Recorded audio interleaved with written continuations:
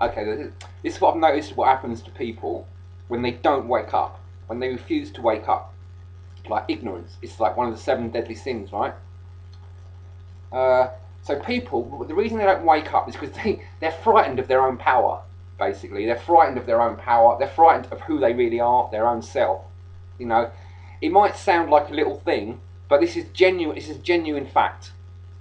I know it because I've experienced it myself again and again. And in order to wake up, I have to deal with that fear of my own self, my own power. Okay. When you wake up and you access who you really are and your soul, you have an enormous amount of power, and it's frightening, truly frightening.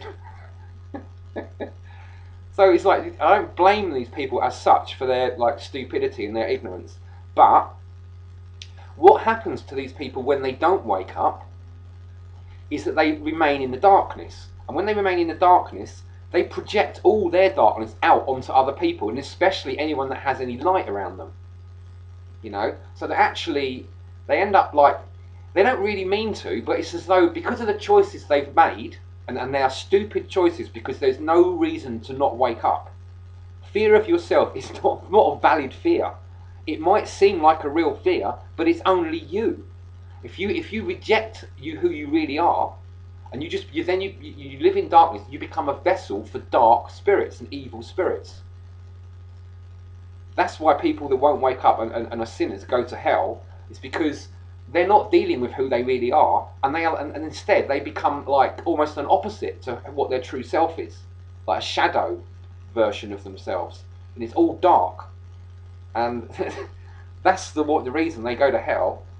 It's not because there's some god telling, making up loads of laws they've got to follow as such. Those laws are just the inherent laws of the universe. They're not like, they haven't been written specifically to try and mess people up or give them a hard time. They're just inherent laws of the universe.